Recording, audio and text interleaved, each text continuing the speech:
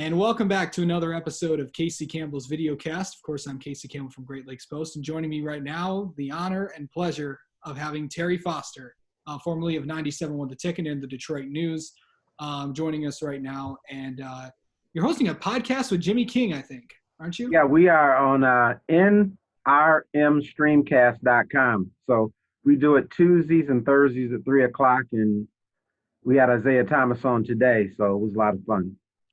Of course, you know, with The Last Dance being on ESPN with the days of profiling Michael Jordan and The Last Dance, the last championship with the Chicago Bulls.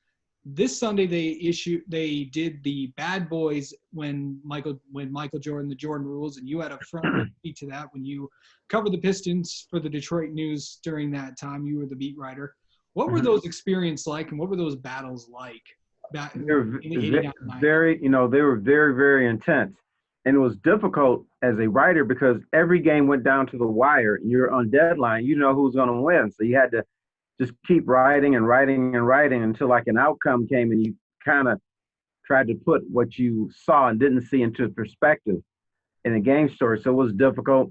You could see what the Pistons were trying to do with Michael Jordan. They were trying to funnel him to certain positions and make him shoot contested shots.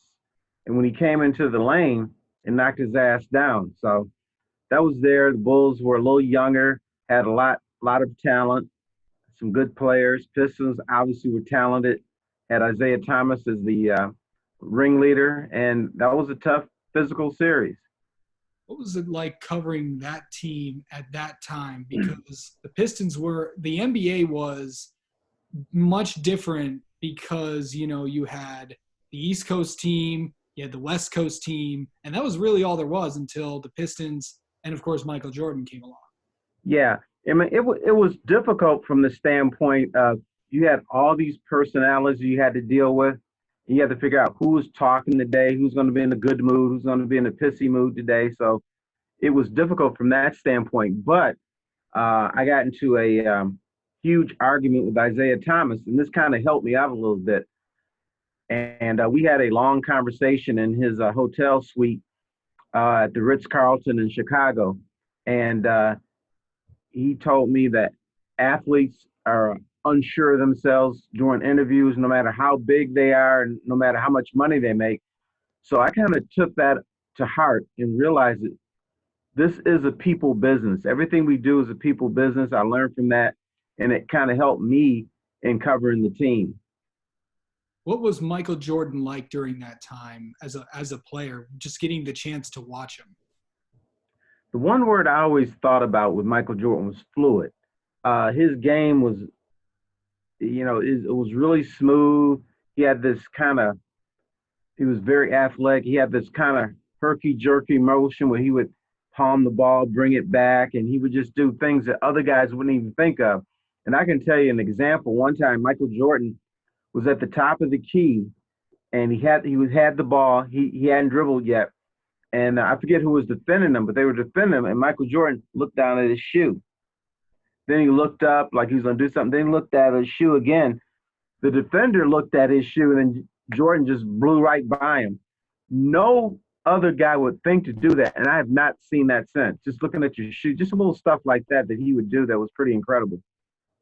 It still amazes me that people are – I mean, I, of course, was not around during this time.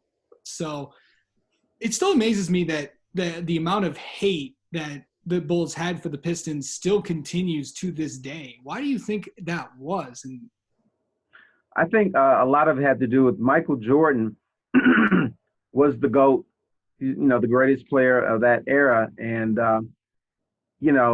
he felt the Pistons were too physical with him, that they were able to get away with that, and he didn't appreciate that. And I think the guy that was in his ear all the time was Scottie Pippen, because let's face facts. Scottie Pippen, talented guy, a little bit of a wuss. So he was like, Michael, man, they're not playing right. This is not the way you play basketball. And I think Jordan really bought into that. And he didn't like getting knocked to the ground. I think, at the time, if you're a superstar in any sport, you're supposed to get the kid glove treatment. And Michael Jordan didn't get that. And so I think that pissed him off a little bit. And still today, he's angry about that. Yeah. Dennis Rodman, of course, played for both teams during that time. And of course, as you know, he was one of the most interesting players. And of course, one of the biggest things almost happened where we almost did not get a chance to see Dennis Rodman play. Do you remember that night? Are you talking about when he had the gun in his Yes. truck?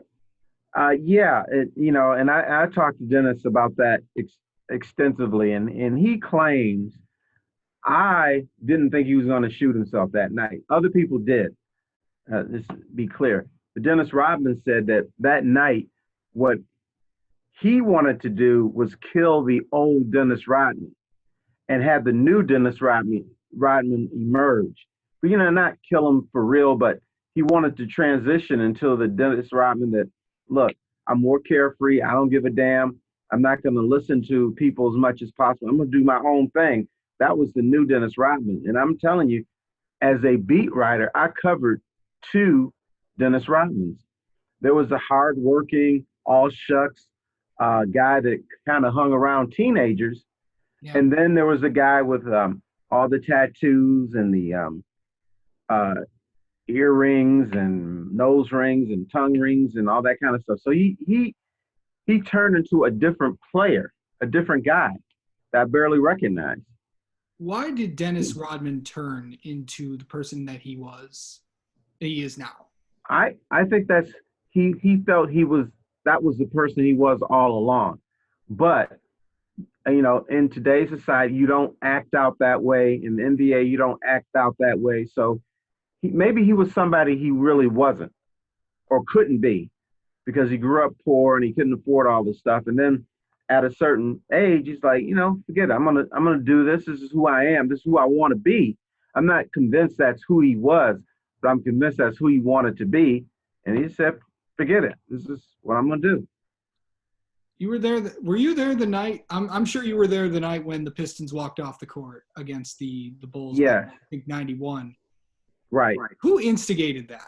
Well, it's funny you should mention that. Today we had Isaiah Thomas on my show, King and Foster show, and he said, I originally thought Bill Laimbeer initiated it, but he said it was me that initiated it.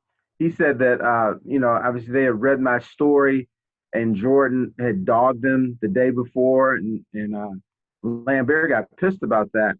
And, he said that the Boston Celtics walked out on us, but he also referring to everybody's stories when Jordan said the Pistons were bad for basketball, they were poor champions, they were bad people. And so they referenced that story and said, we're walking out on these guys. But it was Bill Laimbeer's idea. Yeah. What were your interactions, if you've had any interactions, what were they like with Michael, if you had any interactions with Michael? I'll tell you, the most fascinating one I had was 1990. The Bulls and Pistons were in the Eastern Conference Finals, but they played every game. And I just happened to go into the Bulls locker room, not expecting anything. And Michael Jordan was there by himself. So I went over, introduced myself, and said, could I talk to him? Fully expecting him to say, nah, the game is in an hour and a half, get out of here. But he said, no, sit down. So I talked to him. And that night before the game, he had told me that he thought his team was a little bit soft, that they had to be tougher mentally and physically. And, he still thought they could win the series, but these are some of the things they had to adjust to. He was worried about teammates not being able to stand up to the Pistons' pressure. They stand up to the Pistons' intimidations, as he called it. And so he was frustrated with his own team. Now, that night after the game, the Pistons won that game, went up 2-0. Michael Jordan had a tantrum, threw some chairs around, and he never talked about what the tantrum was about because he didn't talk to reporters. He didn't talk to the media for 2 days. But what I was doing, I was writing stories. What could be wrong with Michael Jordan? Here's what he said before the game. And so I had this really good interview with him. Didn't know it was going to turn into anything, but that was probably the best interaction I had with him. Have you been watching The Last Dance and kind of like reminiscing on some of the things that you talked about with the Pistons and stuff?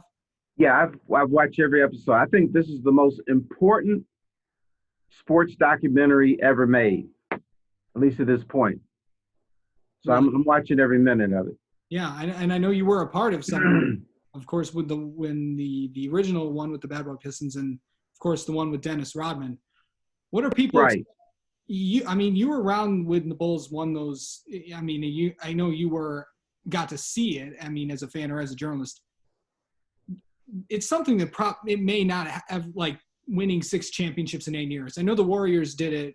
I mean, they did have their own little dynasty, but do you think something may ever happen like that again in the NBA with how dominant that team was? I mean, I'm sure if you ask anyone, they're going to say no. But there's going to be another player down the road beyond LeBron James who's going to be a fantastic player, and I think this will happen again. I think it's actually easier to happen now and in the 90s than it was in the 80s because you have more teams, the rosters are more diluted, and so I think you could get 1 or 2 players. And the other thing is this, what's happened in the NBA is I'm getting my boy to play with me. I'm a superstar. He's a superstar. And I'm getting another guy. He's a superstar. I think there's going to be 3 guys who are as big or if not bigger than LeBron James. They're going to get together and they're going to have themselves a little mini dynasty too. Yeah. Don't know when it's going to happen, but it's going to happen. Yeah. What's it been like, obviously I know you've been retired from the news. I know you've been retired from the radio. What has been like? And first off, how are you doing health-wise? Health-wise, I'm doing very well. And during this pandemic, believe it or not, I've lost 9.5 pounds, which is kind of crazy. Most people are gaining weight, but, I'm seeing the doctor regularly, and a lot of people know I had a stroke 3 years ago. Yeah. Now, my problems aren't physical. It's the mental part. I'm not as sharp as I used to be, not as quick as I used to be. So that part is difficult because I have a neurologist, and he tells me what's happening is my brain is rewiring itself. He said the brain is a miracle thing, and when it's damaged, that it's like the waves shoot here, and it's like, oh, I can't go here. So what it does is shoots around, it goes around and does all kinds of weird stuff. But I had a 3D imaging of my blood vessels in my brain. It's kind of a scary thing to look at, but it looks so realistic. And what happened when you go through the whole brain, at least mine, all the blood veins are nice and strong. It looks like the Lodge Freeway at 3 a.m. Everything's just going smoothly. But then there's something on the left side. There was a vein that just knotted up a little bit. And what the doctors told me is the blood was going through that area sluggishly. And they said if it had clogged, I would have died. So that's how close life and death was for me. And so it's trickling through. And if it gets stuck and stops, that's the end of me. So it was kind of scary. And I feel fortunate that I'm able to talk to you and walk, because I couldn't walk, I couldn't talk, or I talked with a slur, like I'd been drinking. My balance isn't 100% now. I would say it's 90%, but I was wobbling. And the other thing that happened was I thought I was walking like this, like all over the place. And so I would walk and I'd ask the doctor, okay, I really feel like I'm wobbling, walking all over the place. He looked at me, he says, no, you're not. He says, that's your brain. He says, there's slight differences in you now, and your brain isn't used to the way you're walking now. And so it's telling you that you're walking crazy, but that's not the case. So a lot of what I'm dealing with is mental. It's weird, it's bizarre. Sometimes it's hard to admit, but hey, that's the reality. That's what happened to me. Well, Terry, thank you so much for reminiscing on of course, the last dance with the Pistons and having Pistons and stuff. And glad to hear that you're doing well. And hopefully you and your podcast are going to do really well in the next few months. So Jimmy King is a good guy. So basically what we are trying to do is we're trying to put people behind the curtain of sports as far as behind the curtain with journalists and behind the curtain with athletes, because he was a professional and college athlete. So that's what we're trying to do. So we're having a good time doing it. All right. Thanks for coming on, Terry. You bet. Take it easy.